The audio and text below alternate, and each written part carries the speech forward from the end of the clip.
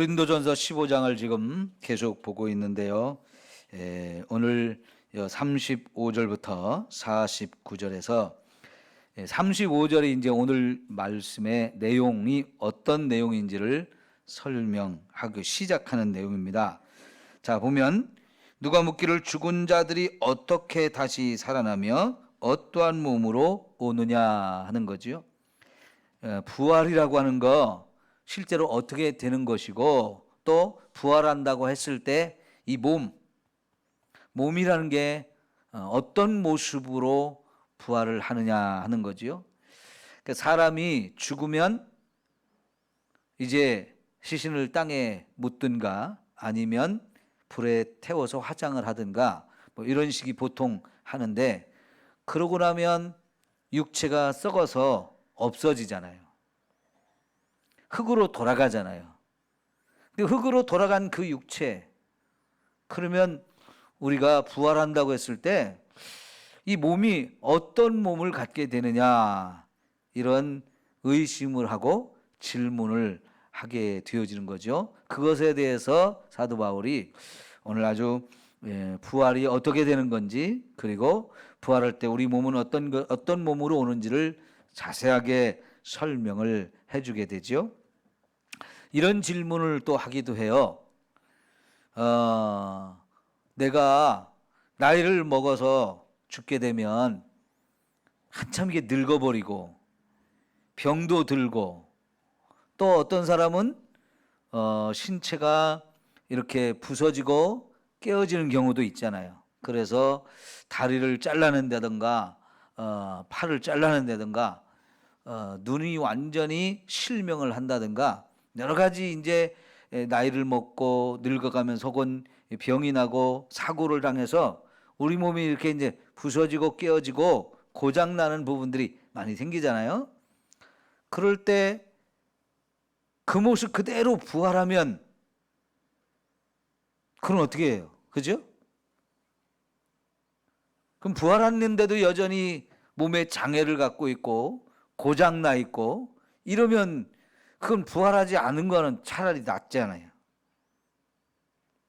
혹은 흙으로 다 돌아가 버렸고 불로 태워서 재가 돼 버렸는데 어떻게 부활을 하지? 없어져 버렸는데? 이런 생각들을 하게 돼요.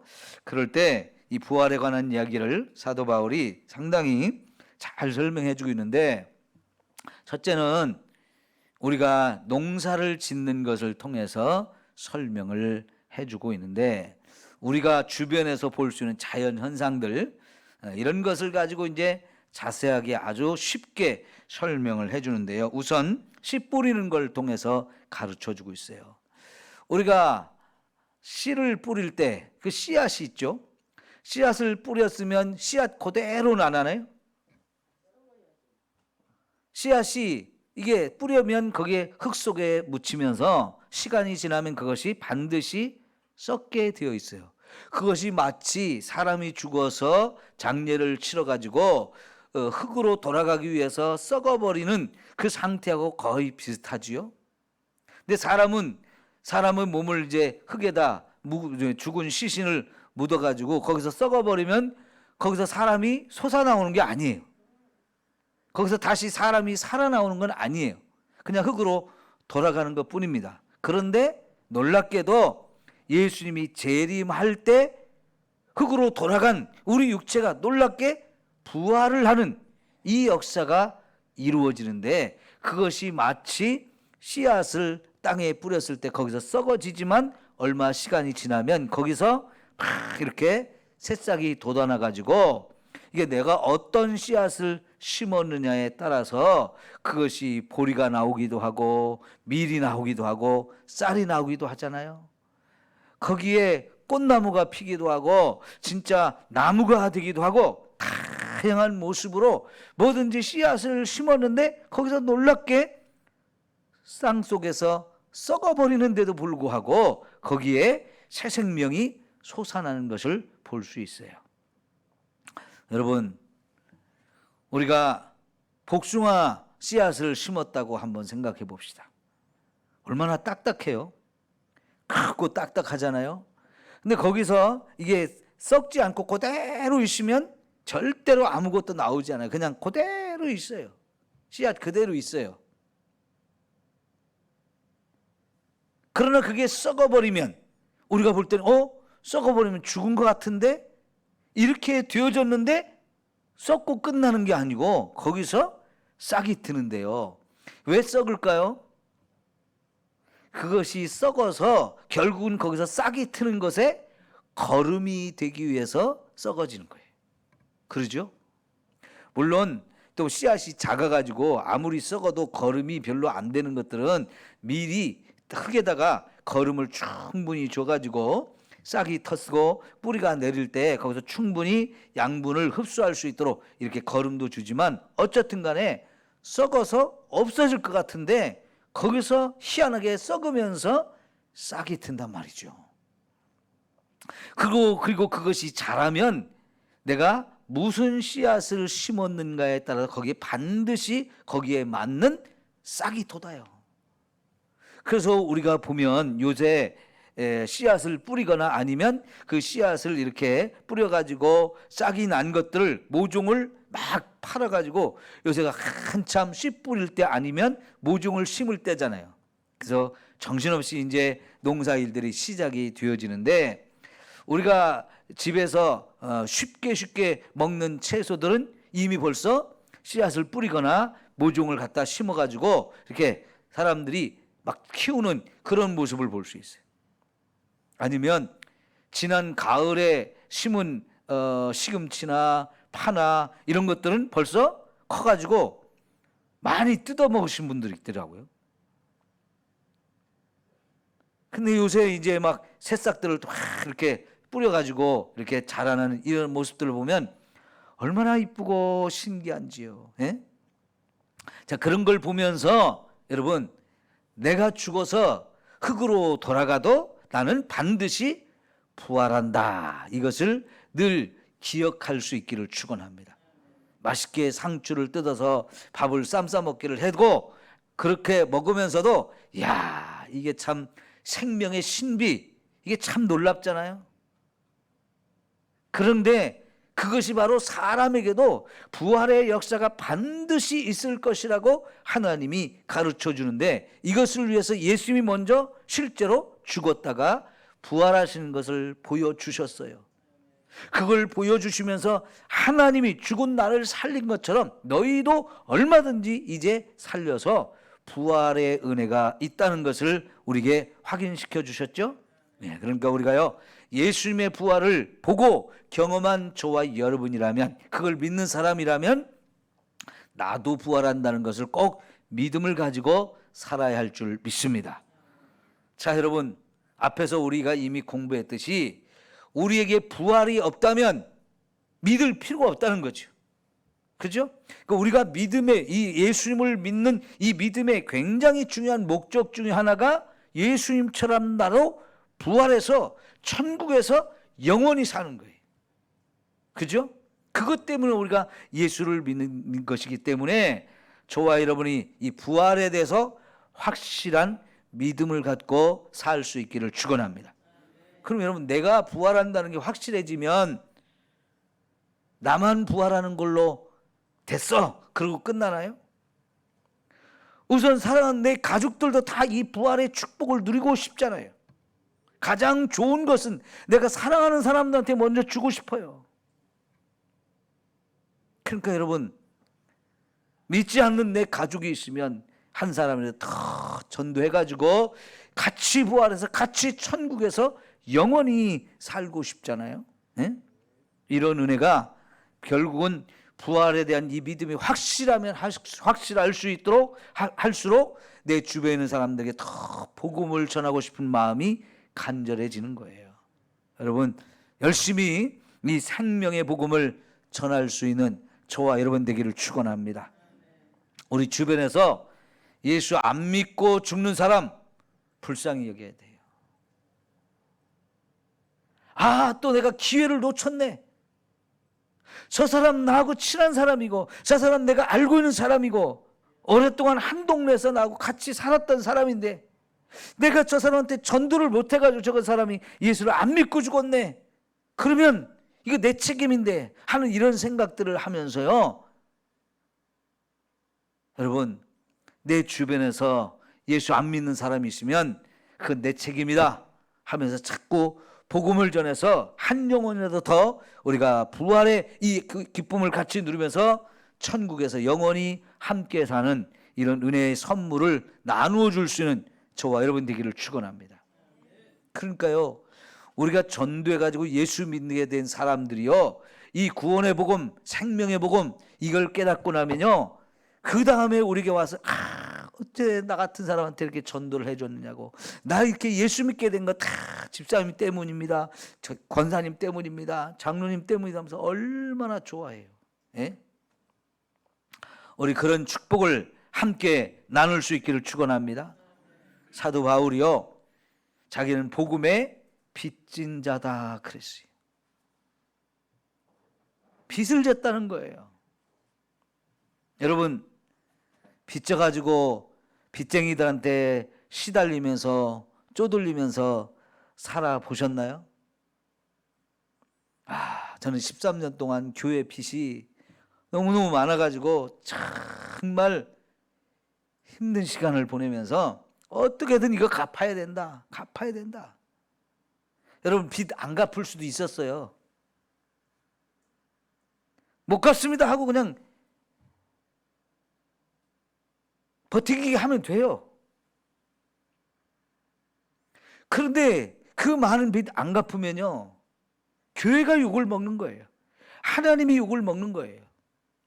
IMF 때 우리 교회처럼 그 전에 교회를 짓겠다고 은행에 빚 잔뜩 얻어가지고 그렇게 하다가 IMF 터져서 못 갚은 교회 많아요. 교회 그냥 파산난 교회 많아요. 어떤 교회는 경매로 넘어가서 교회 그냥 싹 건물 다 넘어가고 이런 교회도 많아요. 그리고 교회가 없어진 교회도 많아요. 그럼에도 불구하고 우리는 끝까지 이 빚을 갚아야 된다. 빚 갚고 난다고 해서 교회가 생기는 것도 아니고 땅이 생기는 것도 아니고 진짜 밑 빠진 독에 물 붓기 같은 그런 심정이었지만 그래도 갚았어요. 나중에 은행 직원이요, 목사님 참 고맙습니다, 대단합니다, 이 IMF 때문에 빚 못 갚는 교회 참 많은데요, 이 교회는 숫자도 많지 않은데 어쩌면 이렇게 빚을 갚아주시는지 고맙다고 그래요. 1년에 한 번씩 이 보증에 섰던 사람들 다시 사인을 하고 재계약을 해야 되거든요. 그때마다 성도들이 다 와서 보증 섰던 사람들이 나 빼주시오 이게 아니고 또 와서 재보증을 서면서 갱신하고 13년 동안 그것을 하면서도요, 이거 안 갚는다 그러지 않았어요. 근데 그게 쉬운 게 아니잖아요. 여러분, 월세 같은 거 내보면 한 달에 얼마나 빨리 가요. 그죠? 돈 낼 때 왜 그렇게 빨리 오는지. 그 빚으로 시달리고 쪼들리고 막 압박받는 거 진짜 힘든 거거든요. 그러니까 빚은 빨리 갚아야 돼요. 제가 그거 하면서 깨달은 게 뭐냐면 신용카드 절대로 안 쓴다 했어요. 신용카드. 여러분, 신용카드라는 게 뭐예요? 말이 신용카드지만요, 그게 빚을 미리 땡겨 쓰는 거예요. 오늘 신용카드로 결제하잖아요. 그럼 지금 돈 안 나가요. 그게 10만 원이 됐든 100만 원이 됐든 지금 내 주머니에서 돈이 안 나가도 기가 막히게 결제가 됐다고 물건 줘요. 그런데 한 달이 지나면 어김없이 그 10만 원, 100만 원 결제를 해야 돼요. 근데 한 달 지나서 이게 결제를 하려고 하면 후회가 돼요. 그때 이걸 왜 썼지? 이 비싼 걸 왜 돈 주고 샀지? 그러면서 후회를 하게 돼요.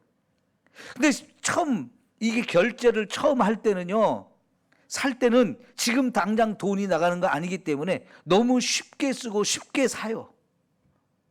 그래놓고 나중에 한 달 지나서 이걸 결제를 하려고 나도 모르게 벌써 100만 원이 넘어갔네? 150만 원이 넘어갔네? 이렇게 커져 있어요. 결제할 게.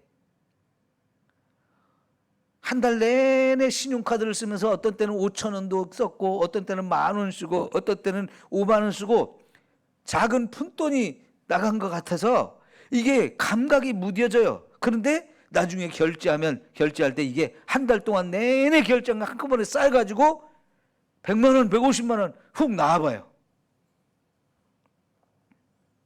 이게요, 감당이 안 되지면 그 다음 달에는 빚이 200만 원이 되고 그 다음 달에는 빚이 250만 원이 되고 점점 커지지 절대로 작아지지를 않아요. 나중에요, 한도가 꽉 차잖아요.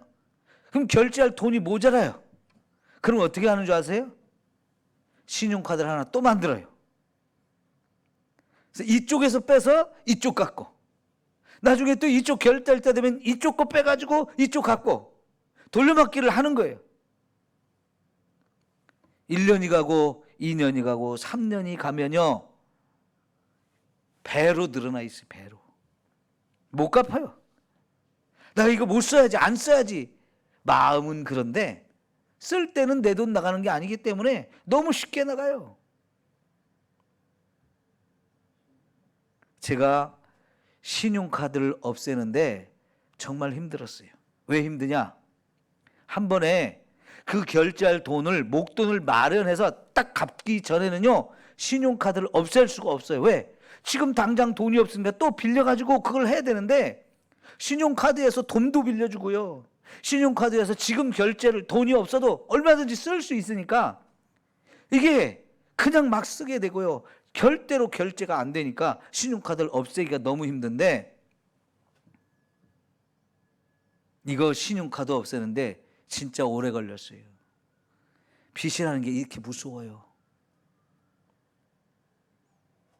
그래서 저는 지금은 신용카드를 안 써요.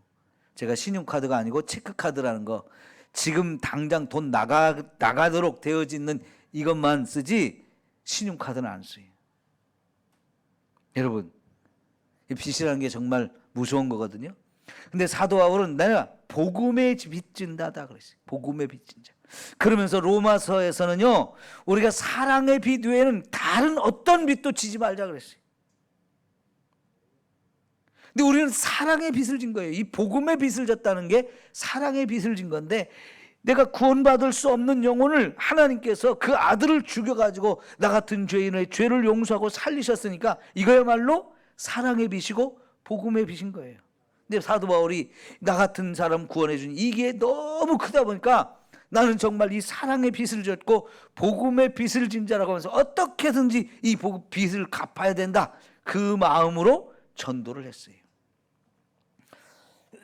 성도 여러분, 정말 저와 여러분이 이 부활의 복음을 믿음으로 인해서 이 빚을 어쨌든지 갚아야 된다 하면서 예수를 알지 못하는 사람, 부활의 이 기쁨과 감격을 모르고 죽음의 길, 멸망의 길, 지옥의 길로 달려가는 사람들에게 부지런히 열심히 복음을 전하는 저와 여러분이 되어지기를 축원합니다.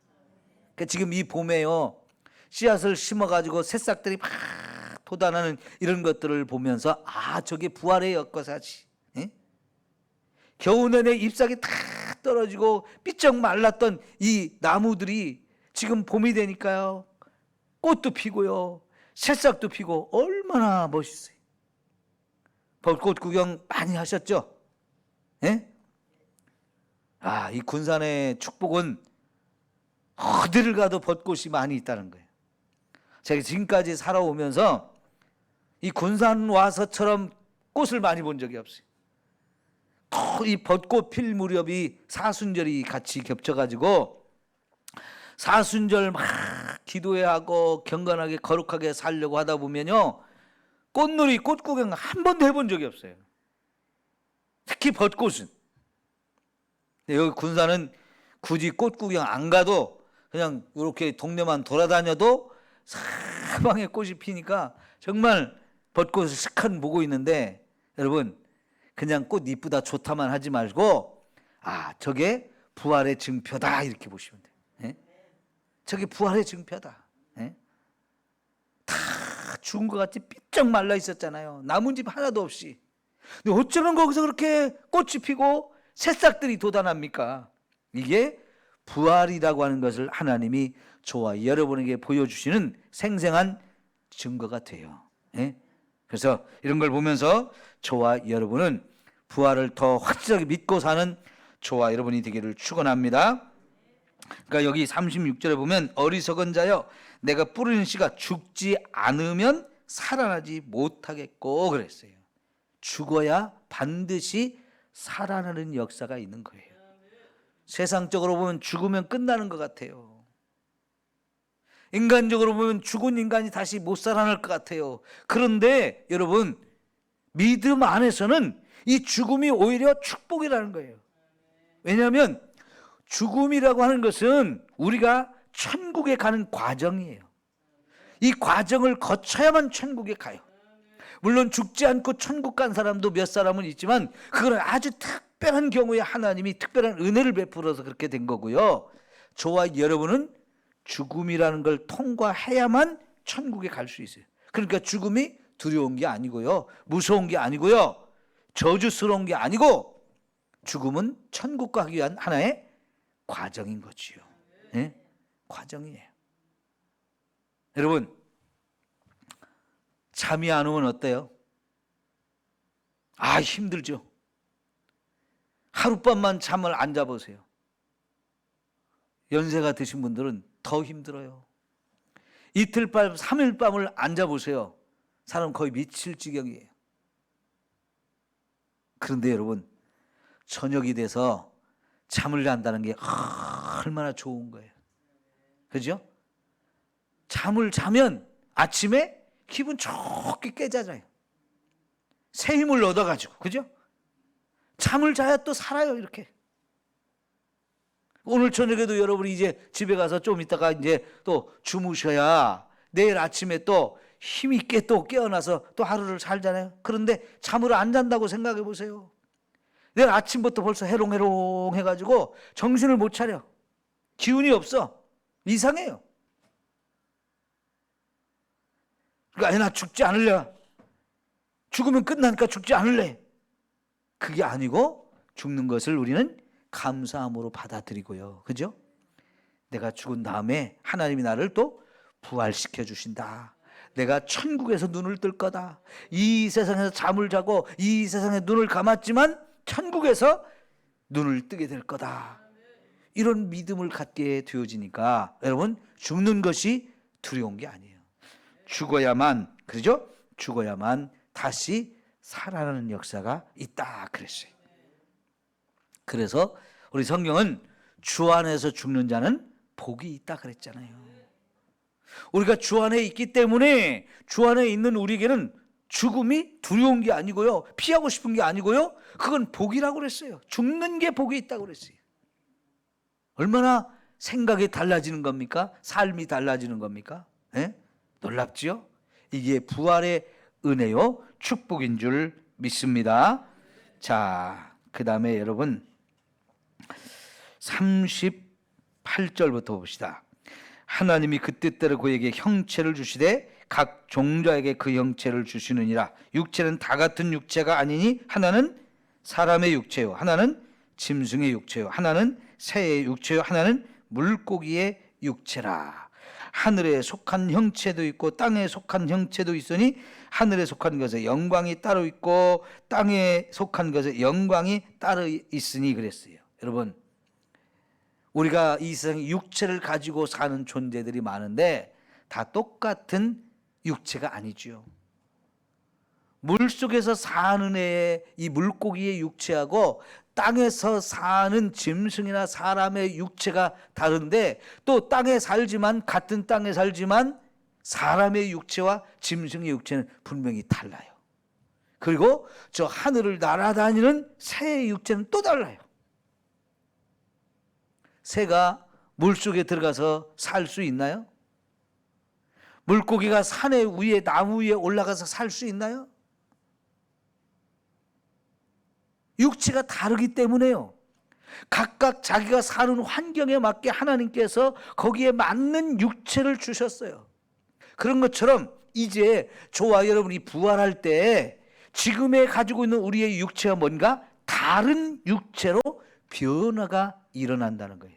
세상에 지금 우리가 사는 동안에도 다 수만 가지 육체가 따로따로 있듯이 여러분, 우리가 부활할 때는 분명히 지금과 다른 육체를 가진 모습으로 우리가 태어난다는 거지요.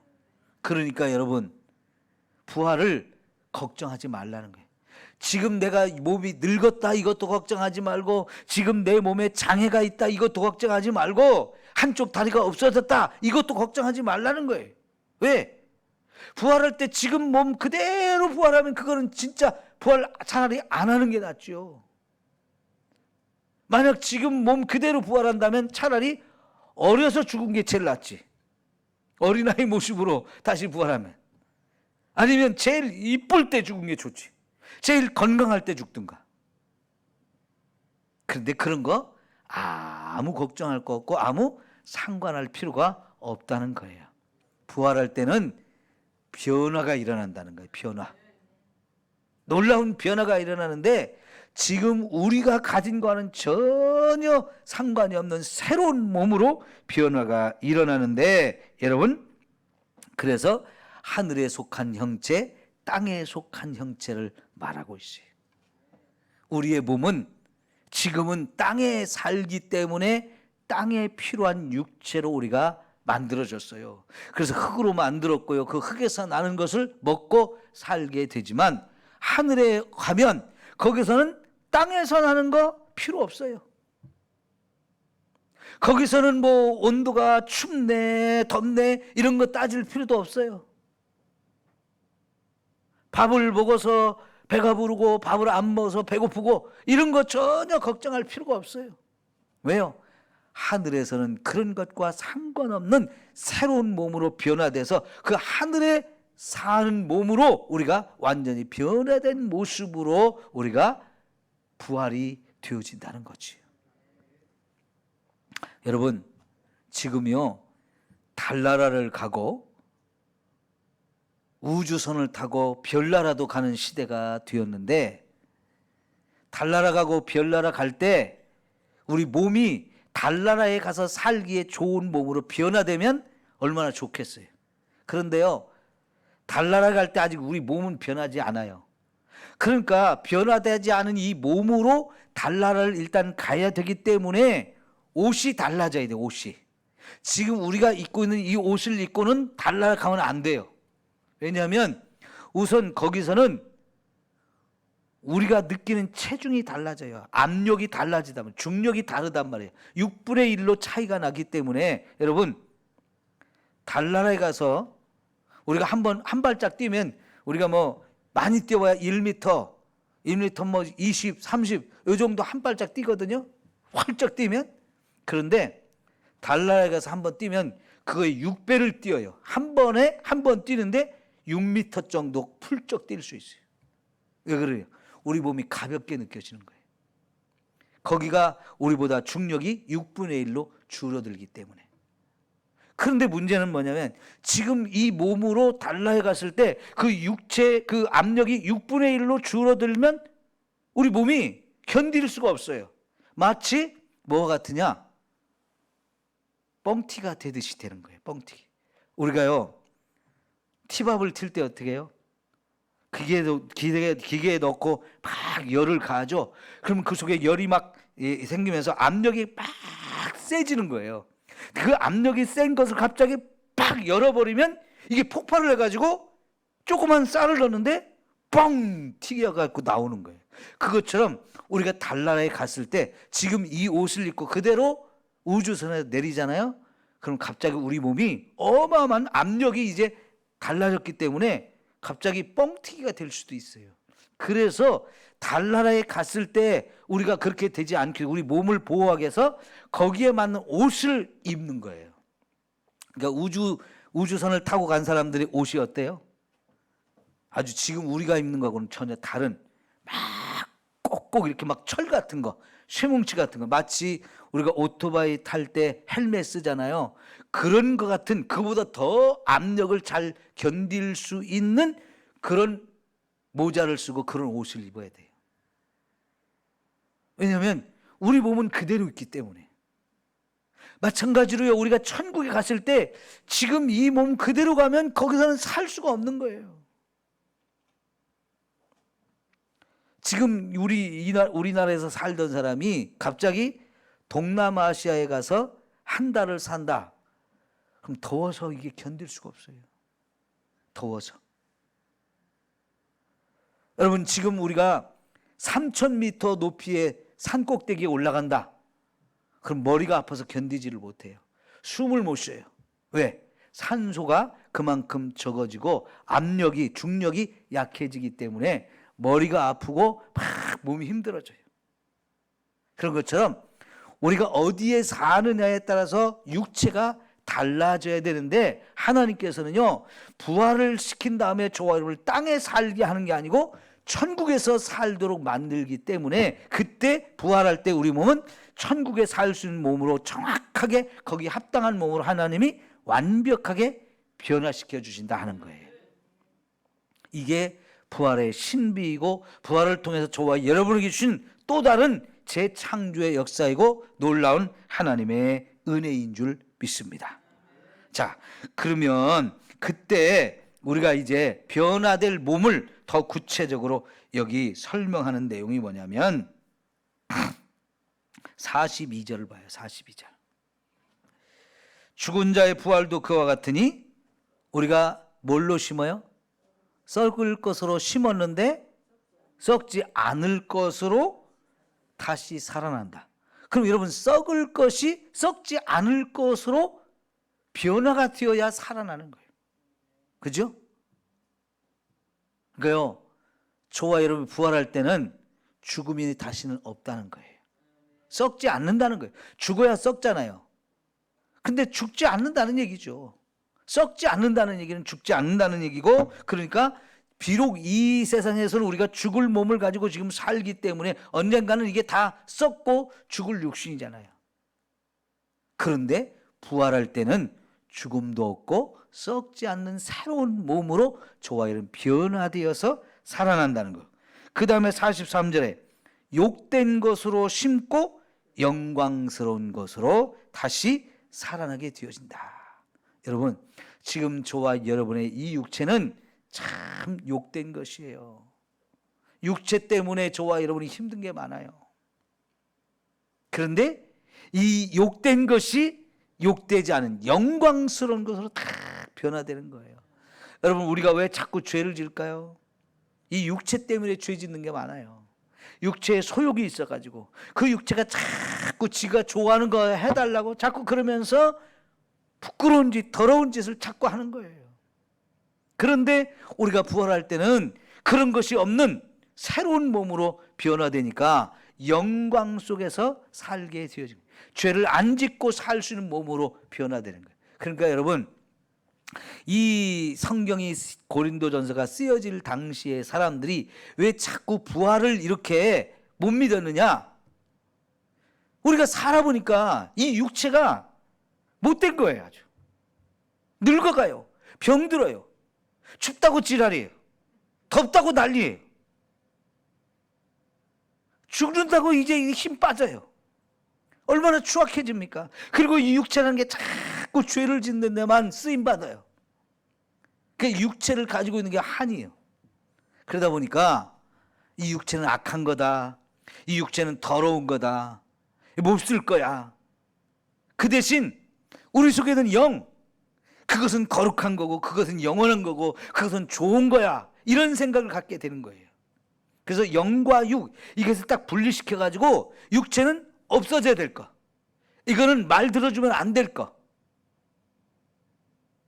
그러니까 너무 잘 먹어가지고 살 피둥피둥 찌고 너무 이 육체에 힘이 넘치고 그러면 안 돼.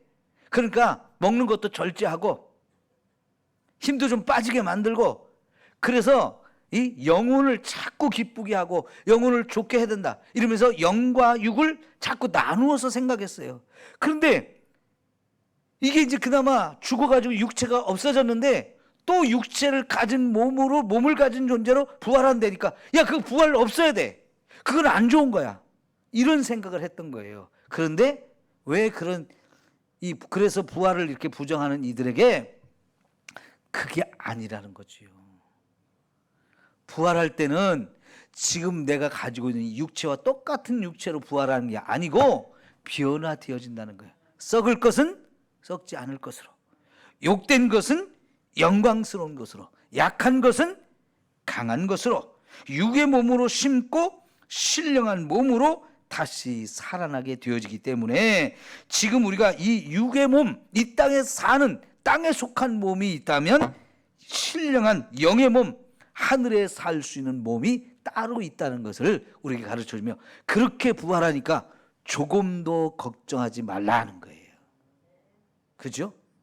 내가 죽었다가 다시 부활할 때 지금 요 모습 이대로 부활한다면 진짜 짜증나죠. 키가 그래서 작아서 화나는데. 에? 여러분, 나도 좀 키가 큰 모습으로 살아보고 싶잖아요.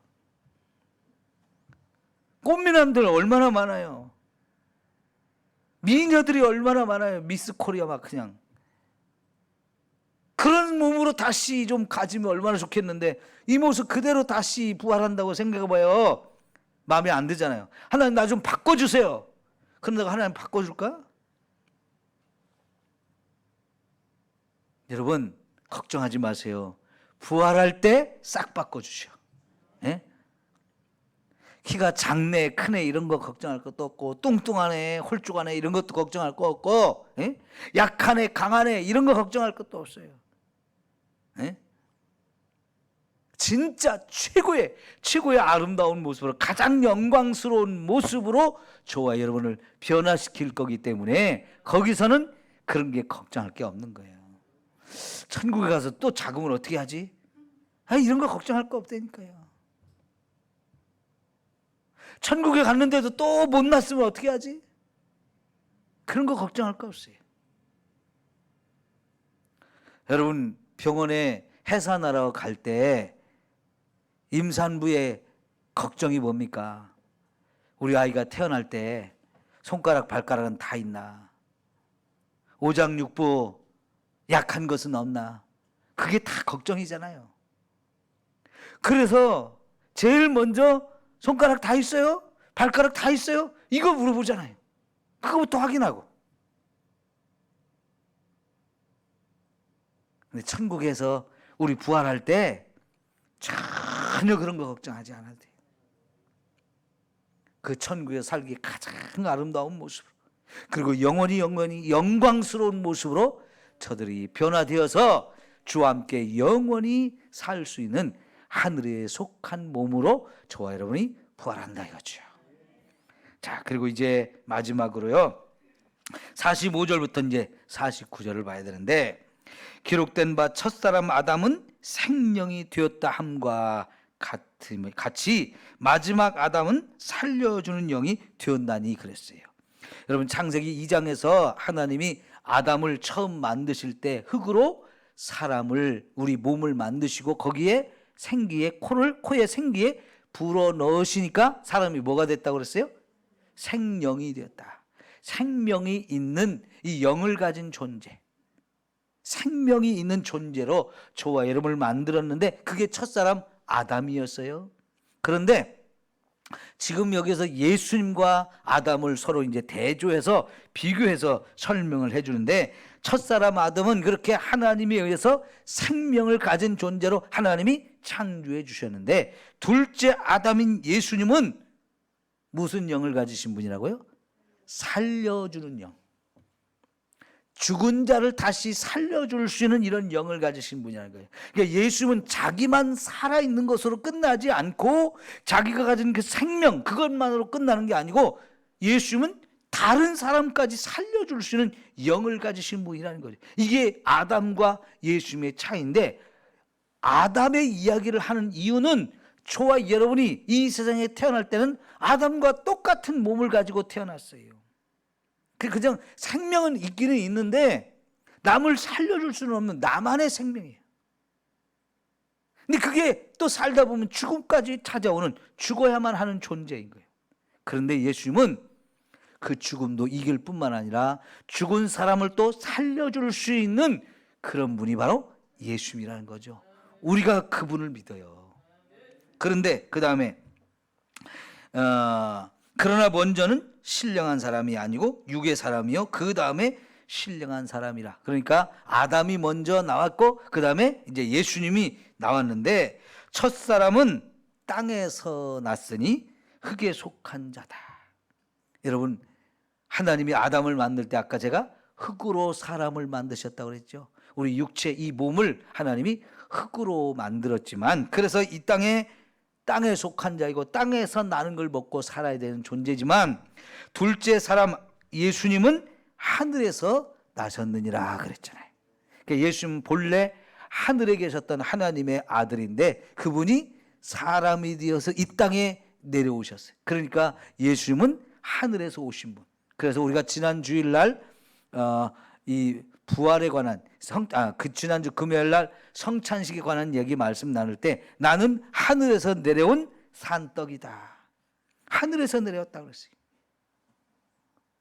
자, 그것처럼 예수님이 이제 하늘에 속한 분이고 하늘에서 우리에게 오셨는데, 무릇 흙에 속한 자들은 저 흙에 속한 자와 같고 무릇 하늘에 속한 자들은 저 하늘에 속한 이와 같으니. 자, 보세요.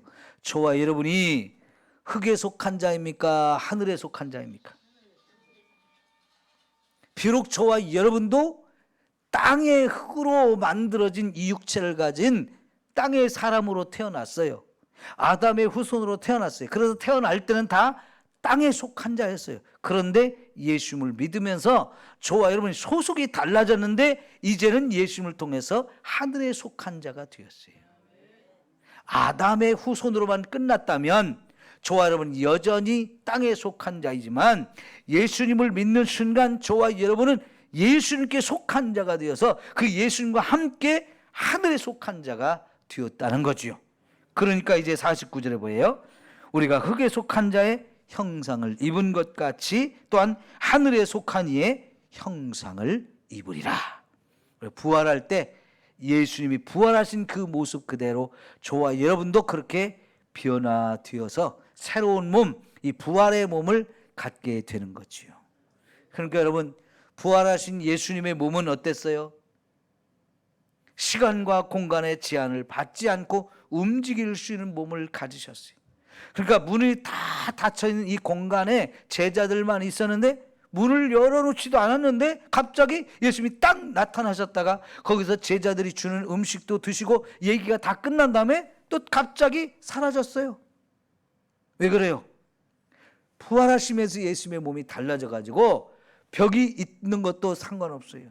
벽이 있든지 없든지 상관없이 사라졌다가 없어졌다가 나타나기도 하고 나타났다가 또 없어지고 다른 데로 가신 거예요. 없어진 게 아니고 여기 있다가 금방 저기로 가시고 저기 있다 금방 여기로 오실 수 있는 시간과 공간의 제한을 받지 않고 사실 수 있는 새로운 몸으로 바뀌어진 거죠. 그게 바로 저와 여러분이 부활할 때 가질 몸인 거예요. 얼마나 감사해요. 그죠? 그러니까 이런 성경의 이 신비한 이 가르침을 저와 여러분이 배우고 나면 부활이라는 걸 그 어떤 것으로도 의심할 필요가 없어요. 이제 저와 여러분 부활을 조금도 의심하지 말고요. 부활을 믿지 못하는 사람에게 오히려 저와 여러분이 자신 있게 부활을 증거하고 같이 부활의 은혜를 누릴 수 있게 되기를 축원합니다. 예, 여러분 부활의 믿음을 가져야 이게 참 믿음이에요.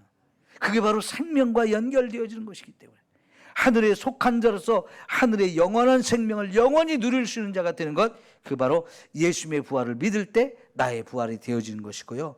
이것이 실제가 되어진다 하는 거지요. 예, 그럼 오늘 여기까지 하겠습니다. 기도합시다.